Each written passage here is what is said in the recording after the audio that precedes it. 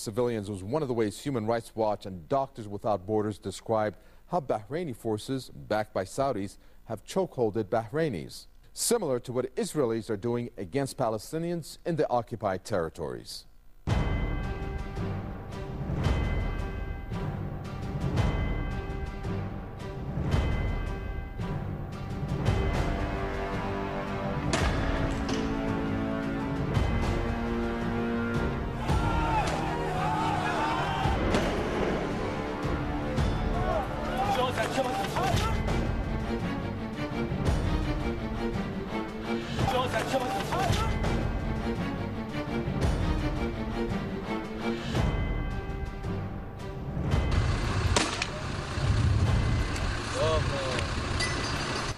Israel is not the only regime in the Middle East that has been denounced over its rights violations, including the desecration of holy sites. Now contemporary historians are finding it easy to put the Bahraini regime at par with the Israeli one. For more than 2 months, the ruling Al Khalifa dynasty has been trying to silence people's voices through heavy-handed tactics. Dozens of Bahrainis have been killed and hundreds of others have been detained or gone missing since anti-regime protests began in mid-February. Rights activists and senior clerics are among the detained, and several people have been tortured to death. Last month, Saudi Arabia sent troops and armored vehicles to help the regime in Manama quell opposition protests. This as Riyadh suspects that the ongoing revolution in Bahrain could spill across the border. The Saudi invasion has also been motivated by Riyadh's failure to put an end to growing dissent within its own borders.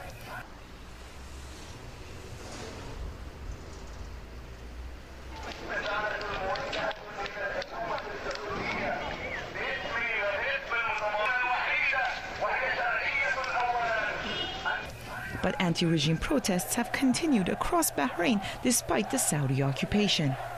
People continue to call for an end to authoritarian rule. Saudi-backed regime forces have also desecrated and destroyed religious sites across the country in an attempt to divide people along communal lines. In many cases, soldiers have attacked worshippers. The Al Khalifa family has offered no explanation for why it's been attacking holy places, exactly what Israel has been doing to Palestinian sanctities for over 60 years. The U.S. and its allies have been tight-lipped on the situation in Bahrain so far. International rights groups have slammed Washington over what they call its double standards when it comes to its stances on pro-democracy protests in the Arab world. Meanwhile, as the Bahraini regime continues its brutal tactics, time will tell how long the unpopular Al Khalifa family will manage to cling on to power.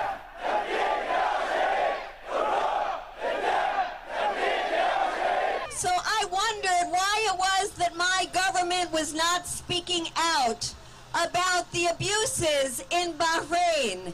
And then I learned something here, that the home of the U.S. Fifth Fleet was in Bahrain. And I thought maybe that was one of the reasons the U.S. was not speaking out.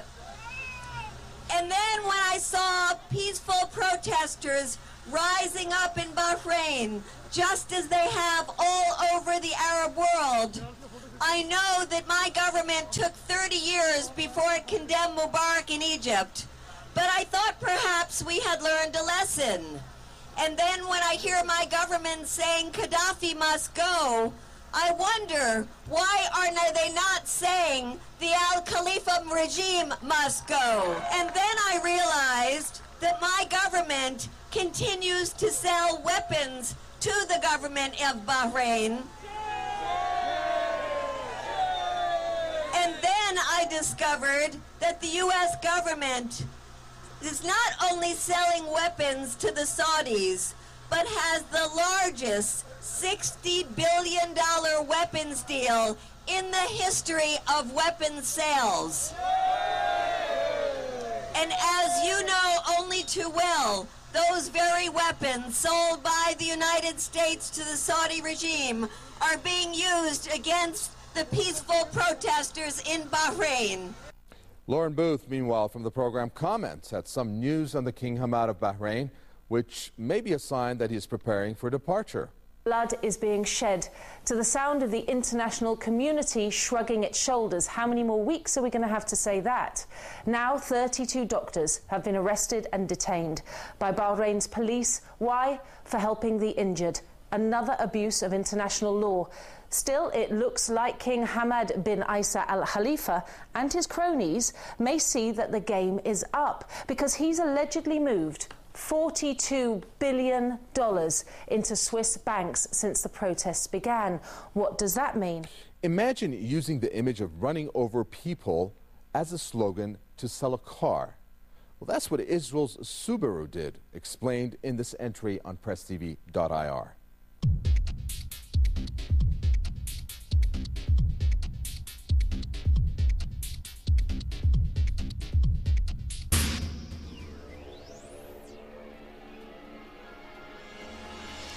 Israeli car ad boasts a running over of kids. A new photo advertisement of a Japanese car in Israel has drawn considerable outrage for its implied promotion of running over Palestinian kids. Now, the ad was published by a Subaru dealership in Israel, and it features a scene photographed last year when an Israeli settler struck 2 Palestinian children with his car in East Jerusalem, Al-Quds. And the slogan, "We will see who can stand against you," which reads in Hebrew, to the right corner of the picture. On to the next entry. It's on Libya. U.S. begins drone strikes on Libya. U.S. President Barack Obama approved this past week the use of controversial drones to attack targets in Libya. U.S. Defense Secretary Robert Gates said American drones carried out their first mission on Thursday.